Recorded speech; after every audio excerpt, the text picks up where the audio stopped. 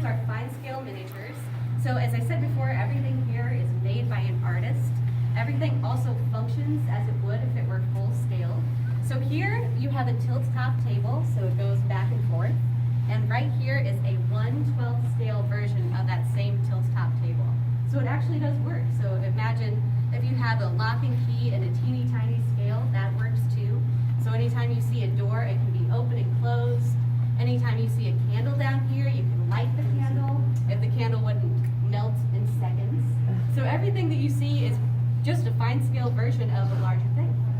And so 1/12, as I said, is the standard. So that's 1 inch, which is about this big. In the fine scale world is 1 foot in the full scale world. So that's about this big as well. Yeah, so it's all perfectly scaled and fully functional pieces of art. So a lot of exciting things. Does anyone have any questions about fine scale miniatures and functionality? Awesome, great. So we're gonna continue moving, and we're gonna talk about this piece right here. So there is as well. You see this? It's here. You're welcome That's to crazy. get a closer look at this, but we're gonna kind of talk about this piece for just a couple of minutes here. Yes, it's amazing. All right. As you're looking at this piece, does anyone have any observations? What are you seeing as you look at it? Princess bed? Yeah, the big bed with the canopies. Yeah, that's a great observation. Does everyone see this bed here? Yeah, that's great. Does anyone else see anything?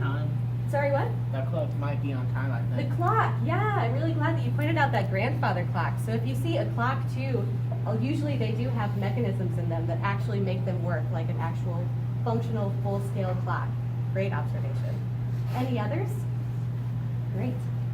So this is a piece called Twin Manners. It was done by an artist named William R. Robertson, who lives right here in Kansas City.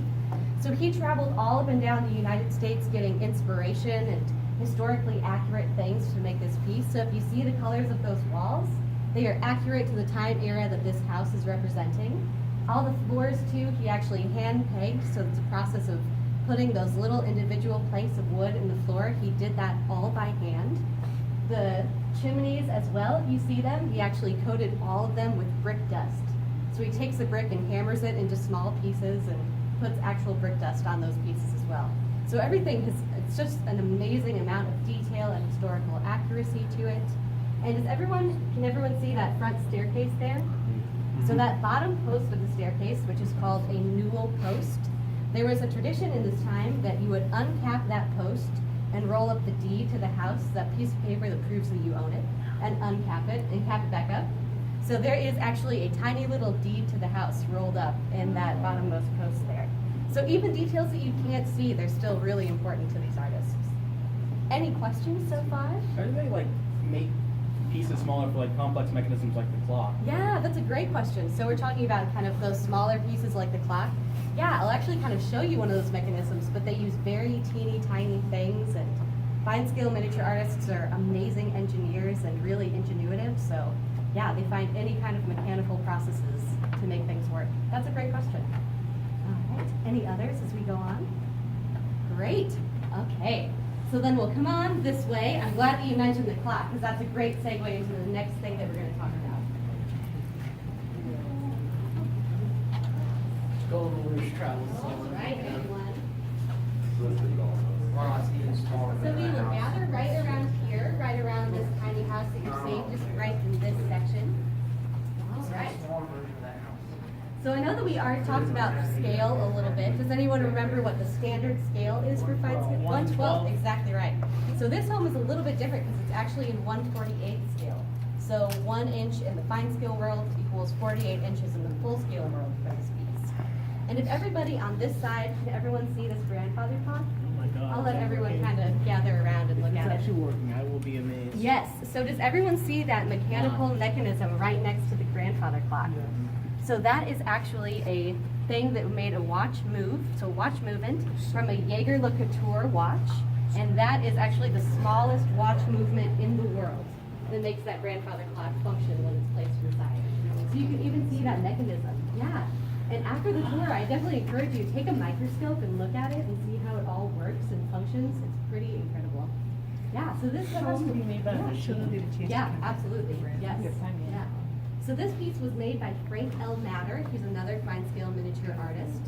So this home is sort of a replica of the Beacon Hill area in Boston from the 1950s. So again, a really specific point in history that he's referencing with this home. Any questions? All right. Any observations on things you're seeing? Well, the guys They're pretty saw that same house is over here even in the smaller. Yes, version, I'm really correct? glad that you saw that. Well, Yeah, yeah. yeah, that's great. That's a good observation. Yeah, there are a lot of fine scale miniature paintings and I don't know how he's able to do those. with a teeny tiny brush. It depends on how long each piece is, but some pieces take 9 years. Twin Manors took 9 years. Other pieces take 14 years to get it all complete. So, yeah, it's pretty amazing. Great questions. Right.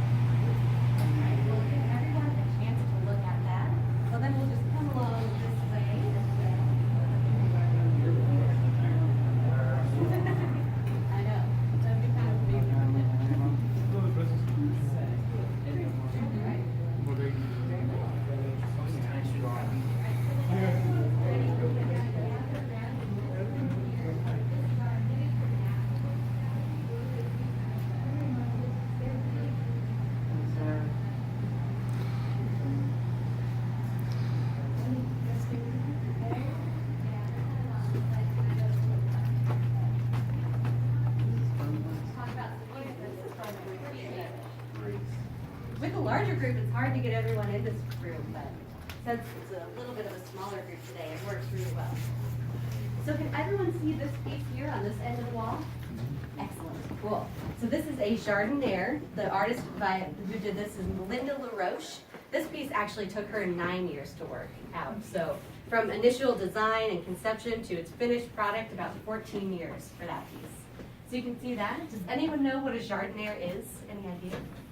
All right, so a jardiniere is actually a planter, so you can kind of think of garden that way. And obviously the jardinières would have to be waterproof. So Linda LaRoche actually took the aluminum lining of her paint can and put it inside there, so it actually is waterproof, which is pretty amazing. So everyone can come up and take a closer look at that if you'd like. Excellent, yeah. Questions so far about fine scale miniatures or woodworking? Excellent, cool. Yeah, it's pretty amazing, isn't it? Yeah, that's great. All right. So then as you're kind of going around the circle here, I wanted to talk about a piece on this end as well. Yeah, so this piece right here that we're talking about, can anyone guess what this is right here? I know it looks a little bit different from maybe what we're used to, but yeah. So that is actually a microscope. Yeah, so that is a microscope, which, has anyone here used a microscope? I have. Excellent, awesome, great. Yes, so that microscope is actually a replica of one from the 1760s from King Louis XV in France during that time. So William R. Robertson actually made this too. That's the same artist who did Twin Manors. And he actually got to travel to the Met Museum in New York and actually handle the microscope and take it apart and see how it all functioned and measure it so that he could make this fine scale version. I didn't think they had Yeah. microscopes back then. Yeah, it's pretty cool to know, right? Yeah. Yeah, so if you had 1/12 scale teeny eyeballs, you could actually use this microscope and look inside of it. Yeah, it's totally functional. I know, exactly right. Any other questions, observations? Great, awesome. Cool, okay, so we're gonna head on out of this gallery here. Alright.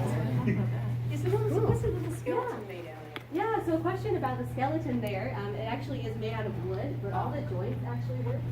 So that is Lloyd McCaffrey, and he really is an engineer. He really loves to see how everything's put together, and yeah, it's a lot of Yeah, exactly right. Yeah, so that is also